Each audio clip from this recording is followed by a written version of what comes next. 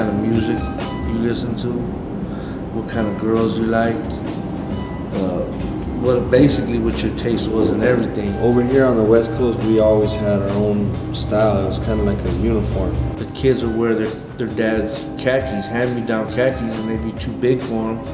And he'd crease them over and he'd tighten them up, and that even became a look in itself. It was like handed down to us through, people in our families, our Right. fathers, our brothers, our uncles, I'd always wanted to, wear what my family was wearing, They're standing next to a lowrider, and they got cortezes and a white tee on. Growing up around that culture, you just follow suit, Guys that run the street wore that shoe, and that was the context I was in. I was in the streets, you do graffiti or whatever, so I saw that, and they would be in, their old buckets or like their Lolos or whatever, and they would step out, and that was the shoe that they're wearing. If you're Mexican, you dressing one certain way, and if you're involved in like the beach culture, you dress another way. I have to say that a cortez is bigger than just a Latin shoe. You would see black folks wearing it in South Central, Compton, and Linwood, and Wilmington, and Pedro, Harbor City, all over those areas. It was mixed. Running the streets of Los Angeles, everything's not close, so it's like a lot of city blocks, and when I was out in the streets, we would take the buses around, but we would cover a lot of miles just walking, and it would be a comfortable choice. Somehow a crease down the middle with the nose of a cortez, with the teeth on the bottom. The teeth gotta be brand new. That's really important that the teeth are new. Because you can kind of see someone and their shoe might look clean, but the teeth are grinded down. And there was different teeth over the different shoes, cortezes that they would release. Right. Some of them were tighter, some of them were wider and longer. So we would pay attention to that stuff, and the women would pay attention to that stuff.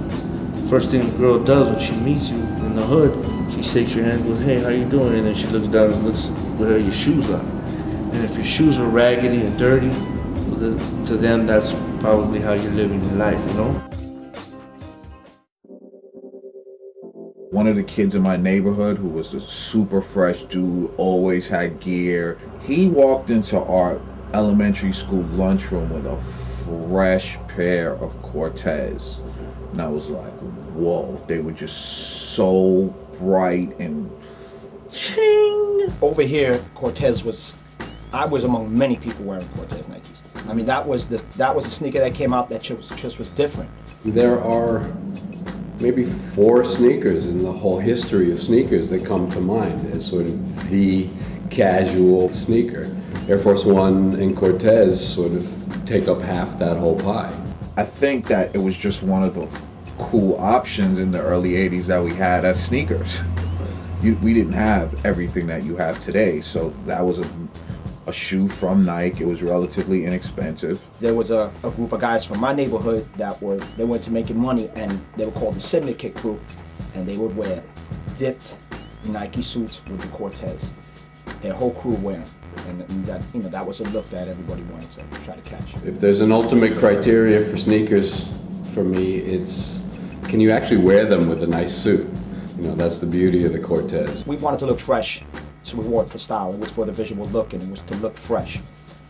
Cortez ended up being a very good sneaker to break in, but you had to have a specific style for it. Because of the way Cortez sneakers designed, the bottom kind of wedges out on both sides. It's a lightweight sneaker, it breathes. So when you do footwork, if you were a breaker and you were doing footwork, you would be a blur. If you really rock them on a daily basis, and it sort of becomes a utility kick, not a dress shoe all the time, it's not an arm and a leg to go buy 3 pairs and stock up. In the summer, we used to put shorts on.